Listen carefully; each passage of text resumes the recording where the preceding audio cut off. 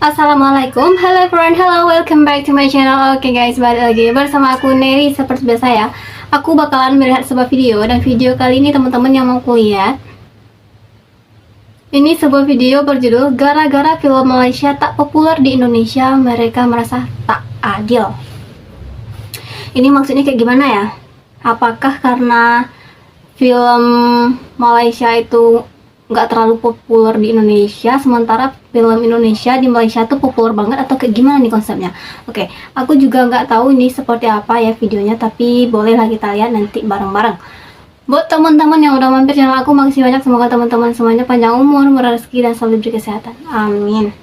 Jadi cus, kita putar dulu video kali ini. Let's go. Perasan tak yang filem, drama dan lagu Malaysia susah sangat nak tembus pasaran Indonesia? Oke, untuk video originalnya teman-teman silakan mampir di channel Atanua Media. Assalamualaikum warahmatullahi wabarakatuh. Kembali bersama Waalaikumsalam. dengan kami di channel ini. Ya, ekspansi film-film Indonesia ke negara tetangga menjadi perhatian bagi para pengamat film di negara jiran. Oke. Tak sedikit film-film Indonesia menjadi trending topik di negara tetangga Malaysia. Wow. Kemudian banyak pula artis dari negara tetangga ini yang memilih bekerja di industri perfilman Serius? Indonesia. Hal ini yang membuat mereka mulai membanding-bandingkan industri film di negaranya dengan Indonesia. Oke. Dan kalaupun ada film Malaysia yang masuk ke Indonesia, namun tidak sepopuler film-film dari Indonesia yang masuk ke Malaysia. Sedih kan bila tahu hakikat ya orang asing tak tengok filem kita, bukan sebabnya tak ada kualiti, tapi tak nak support negara kita kan. Jadi benda ni dah berlaku sejak dulu. Jadi sekarang ni senang kata enough is enough. Ya, ini pengajaran buat kita untuk tidak dengan begitu mudahnya bagi peluang pada filem, lagu dan drama asing masuk ke negara kita. Sebaliknya, kita perlu perkasakan filem, lagu, drama tempatan kita, dan yang paling penting usaha untuk membawa hasil karya anak-anak tempatan kita ni ke peringkat antarabangsa. Saya akan cuba bawa perkara ini dalam perbahasan saya di Parlimen nanti. Sebab saya rasa tak adil. Wow. Apabila banyak filem ataupun hasil karya orang luar dengan mudahnya boleh bertapak dalam negara kita, meskipun tidaklah begitu berkualiti. Ya, namun negara-negara tersebut tidak memberi timbal balas yang sama pada kita. Orang kata tak adil, tak adil lah. Jadi saya berharap agar ada lebih ramai orang dalam kalangan pemain industri hiburan negara kita dapat bersuara lantang berkenaan isu ini. Jadi siapa nak tengok filem Syarif? Boleh kongsi tak pandangan anda di ruang komen? Dan satu lagi jangan lupa follow Perasan tak yang filem, drama dan lagu Malaysia susah sangat nak tembus pasaran Indonesia, tapi Indonesia punya mudahnya amat masuk ke negara kita. Kononnya Indonesia pentingkan kualiti. Padahal kalau kita perhatikan filem, drama dan lagu Indonesia pun lebih kurang kita saja. Drama mereka pun banyaknya merepek, tapi melekat di dalam TV kita. Dekat Indonesia tu, balik-balik Siti Nurhaliza je mereka kenal. Tapi kalau di Malaysia ni, hampir semua artis Indonesia kita kenal. Sekarang pun kita punya filem dan lagu tular di Indonesia pun sebab TikTok tau. Kalau tak ada TikTok, jangan mimpilah dapat tembus ke sana. Persoalannya, kenapa susah sangat Indonesia nak terima industri hiburan kita? Jawapannya mudah. Pertama, Indonesia ada semangat nasionalisme yang tinggi, terutamanya apabila berhadapan dengan Malaysia. Mereka lihat kita ni sebagai saingan yang sengit. Jadi mereka takkan bagi ruang yang mudah untuk kita tembus pasaran negara mereka. Kedua, ada sebahagian orang kita yang sanggup beli bawa masuk filem dan lagu Indonesia ke sini sebab murah dan keuntungannya berlipat kali ganda. Jadi mereka tak kisah pun bab nak mengangkat industri hiburan kita, janji boleh buat duit. Ketiga, ketiadaan semangat patriotik apatah lagi nasionalisme dalam kalangan pemain industri hiburan negara. Kerajaan dan pembangkang Malaysia pun sama, yang terus-menerus memberi ruang yang luas kepada dunia hiburan asing tembusi negara kita. Dan yang keempat, keterujaan yang dahsyat oleh rakyat Malaysia terhadap hiburan negara asing. Buktinya, tengoklah berapa banyak kedai-kedai yang memainkan lagu Indonesia merata tempat. Para artis dan pemain industri hiburan negara kita ni harus melihat aspek-aspek ini supaya kita dapat tahu punca dan perbaikinya. Apa yang pasti, Indonesia hebat dalam strategi mereka dan Malaysia terus-menerus berada di bawah tapak kaki mereka dalam semua hal. Syabas Indonesia. Dan kepada Malaysia, terus sanjung filem dan lagu Indonesia ya. Kita terus bertolak ansur kerana kita berjiwa murni. Repost video ni kalau anda setuju dan jangan lupa follow sekali. Wow. Weh, salam guys. Okay, hari ni tak ada review apa-apa. Aku just nak komen sikit lah tentang keadaan industri Malaysian films. Sad to say, aku rasa industri filem kita ni agak ketinggalan lah. Kalau kita bandingkan dengan contoh jiran terdekat kita, sama ada Thailand atau Indonesia lah. So actually kat mana silap dia? Kan? Pasal apa filem kita tak boleh nak, you know, be as the same level as Thailand or Indonesia? Kita boleh lah kata okay, budget, dari segi budget tak sama lah, bla bla bla. Oh, okay. budget. Bagi aku, that is one of it lah. Budget tak sama tu bergantung juga kepada you know, pasaran, the market size. Market size kita kecil. Kalau kata kita buat filem, kita you know, the pulangan tu memang sikit lah sebab market size kita kecil. Penduduk kita pun tak ramai, yang pergi tengok pun tak ramai. Tapi kalau kita kat Thailand ke Indonesia, dia orang punya rakyat ramai.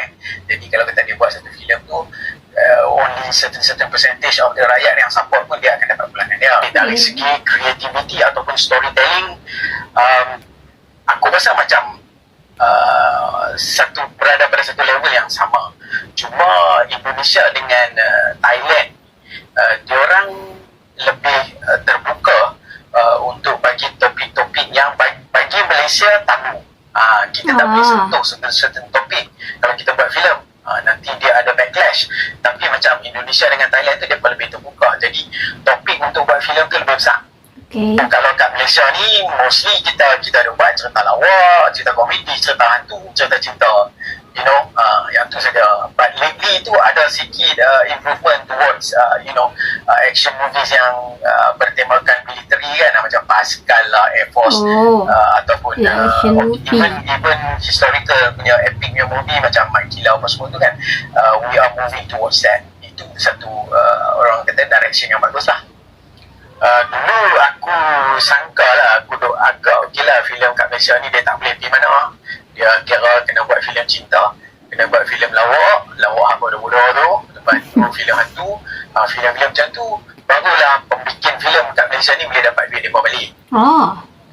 So dekat sini lah aku rasa lah untuk industri filem kita jadi okey. Pembikin filem dengan orang yang pergi tengok filem tu kena bekerjasama lah. Pembikin filem tu dia kena buat filem yang berkualiti ya. Yes. Berkualiti.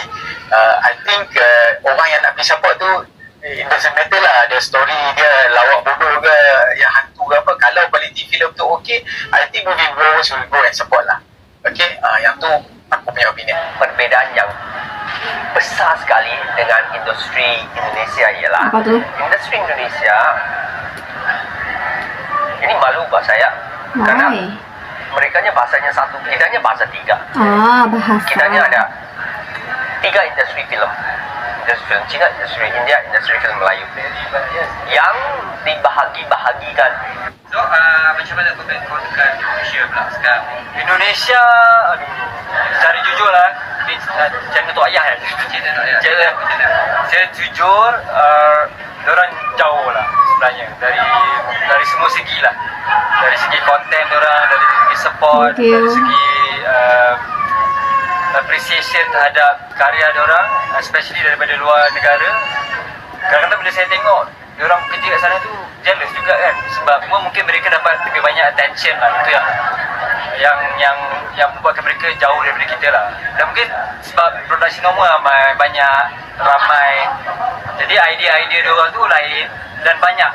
Jadi masing-masing compete untuk menghasilkan cerita yang baik. Itu bagi saya sangat baik lah, sebab ada competition yang sangat baik kan. Kalau kat sini kita punya pool of talent tu memang kuat, cuma dia kecil je berbanding dengan Indonesia. Dan Indonesia tu kalau seorang keluarkan cerita action, mungkin ada 10 lagi production lain yang keluarkan cerita action. Kalau kat sini yang mungkin setahun sekali baru ada cerita action. So persaingan sehat kat sana tu yang membuatkan mereka lebih advance lah. Itu yang saya nampak lah kat sana. Okey, filem sendiri merupakan medium komunikasi audio visual yang tak hanya memberikan hiburan, akan tetapi juga memberikan informasi yang di dalamnya terkandung nilai-nilai sosial budaya dan juga nilai-nilai pendidikan. Namun demikian, jika filem dibuat dengan dikotomi kaum, maka bukan tidak mungkin akan memperlebar rasa persatuan dan kesatuan dalam suatu negara.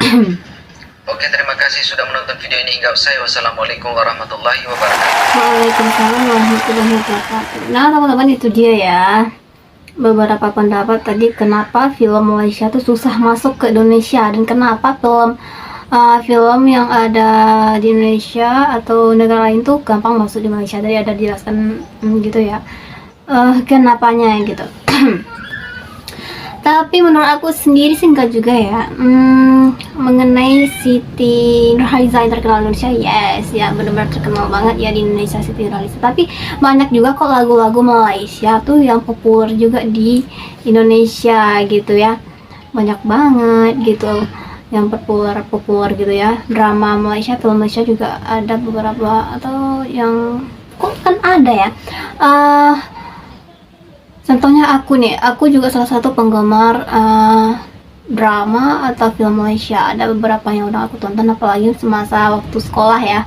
Itu kan bisa menghibur sendiri juga ya. Jadi aku sering nonton juga film Malaysia. Contohnya kayak film apa ya? Udah banyak sih yang aku tonton, pagi dramanya ya. Artis Malaysia juga banyak yang aku tahu gitu ya. Kayak artis ya, artis atau aktor yang aku tahu di Malaysia tuh kayak Fathia Latif, aku tahu soalnya badannya bagus banget tuh, tinggi ya. Fathia Latif aku tahu. Kalau cowoknya kayak Izu Islam aku tahu. Bahkan aku follow Instagramnya juga loh. Ada pokoknya banyak sih yang aku tahu nih, aktor atau aktris Malaysia tuh, kan aku emang salah satu pencinta film Malaysia juga ya kan. Jadi nggak mungkin secara keseluruhannya kali ya dibilang susah masuk ke Indonesia, karena masyarakat Indonesia sendiri kan apalagi sekarang tuh lebih banyak nonton yang kayak drakor gitu ya, drama Korea gitu guys. Terus juga film-film barat gitu, banyak drama Cina, Thailand juga ya. Malaysia ada juga yang masuk, cuman nggak sepopuler drama Korea gitu sih menurut aku dari Indonesia sih. Nah teman-teman, mungkin kali ini kita cukup kesekian dulu ya videonya. Kita bisa jumpa lagi di next video. Don't forget to comment, share, and subscribe. Jangan lupa loncengnya diaktifkan juga. Oke, terima kasih, see you, bye, assalamualaikum. Semoga film Indonesia ini makin mendunia ya, nggak cuma populer di negeri jiran doang, tapi populer di negara-negara yang lainnya juga. Aku doakan juga semoga industri film Malaysia juga makin populer. Amin.